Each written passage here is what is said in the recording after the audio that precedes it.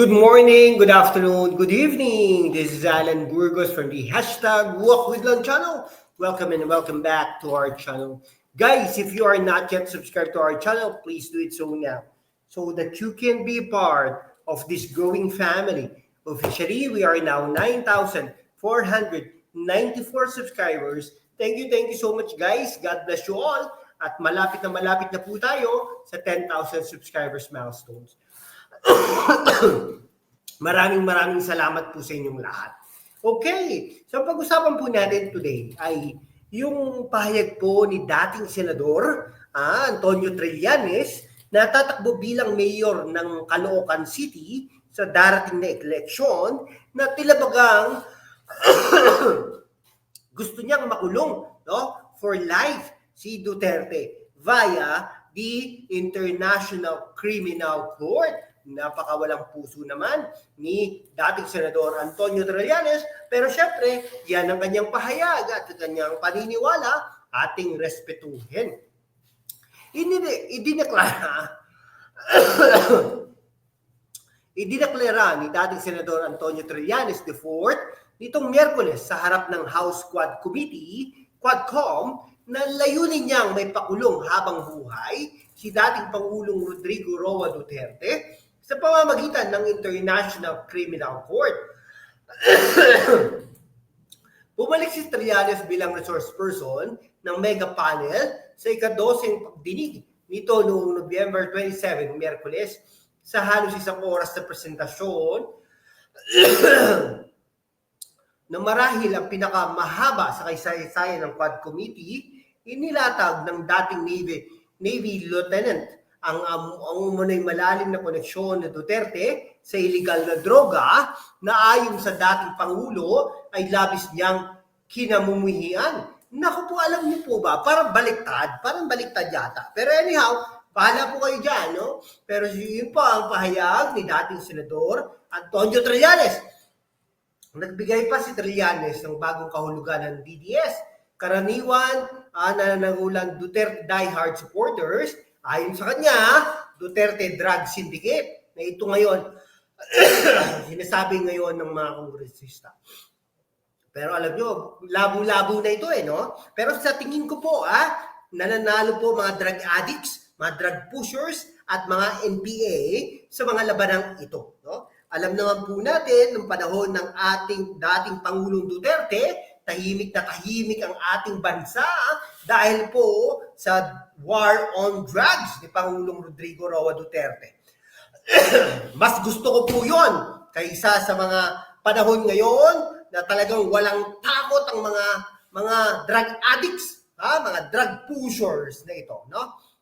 Ito, alam niyo po ba, dyan sa Batangas, sa interpellation ni Luis Tro, na tatakbo yatang mayor, pero tignan nyo, ibinahagi ni Trillanes sa pangunahing dahilan sa pangangalap niya ng ebidensya laban kay Duterte. Pero sabi po nila, dahil tinanggihan po nga ni Pangulong Rodrigo Roa Duterte ang hiling ni Trillanes na maging pangalawang pangulo nito. At binili si dating Foreign Secretary Alan Cayetano na ngayon ay tahimik. Now, the whole presentation I made is not to pin down Mr. Duterte for these specific crimes because I'm determined to pin him down through the ICC, and that's all I need. It's enough to put him away for life. Nako po, galit na galit ito si dating Senador Antonio Trillanes, pero sana hindi rin po manalo ito bilang mayor ng Caloocan City dahil kitang-kita naman na hindi po siya karapat-dapat at hindi naman po siya seryoso sa pagtakbo sa eleksyon dyan sa Caloocan City. Sabi pa niya, what I presented is to shatter the false narrative that he peddled to the Filipino people na nagalit talaga siya sa illegal na droga. Pero wag po tayong magkakamali, Talaga pong galit na galit si Pangulong Rodrigo Roa Duterte sa drugs. Okay? Kaya nga po tahimik na tahimik ang ating bansa noong panahon niya. Pero nung pagkatapos po noon ay natuwa na ang mga drug addicts, drug pushers at NPA. At ang mga NPA ay baka nandyan sa House of Representatives, di umano. tinitignan ng ICC ang mga umunoy krimen sa sangkatauhan na naganap sa ilalim ng administrasyon ni Duterte. Partikular na madugong kumpanya nito kontra illegal na droga na nagresulta na humigit na 30,000 na nasawi. Karamihan sa mga biktima ay pinaniniwala ang resulta ng extrajudicial killings. No, karamihan sa presentasyon, pasensya na po kayo, inuubo tayo. Karamihan sa presentasyon ni Trillanes ay binubuo ng open source materials tulad ng balitang madaling mahanap, mga panayam, mga testimonya na nagsimula pa noong 2016. Pero sa tingin ko po, itong mga ito ay hindi credible. Malaking bahagi ng impormasyon na ibinahagi ng leader ng Magdalo, na tatakbo rin bilang party list representative, ngunit mukhang nag-aalangan din tayo at ng sambayan ng Pilipino na ito ay may elect. Nagbula ng mahabang epidabit ang munoy hitman ng drug war na naging saksi ng ICC si Arthur Rul Las Cañas. Pero tingin ko, wala rin pong kahinatnan ang mga ito. No? Ipinagtanggol ni Trillanes ang kanyang pagdepende sa testimonya ni Las Cañas.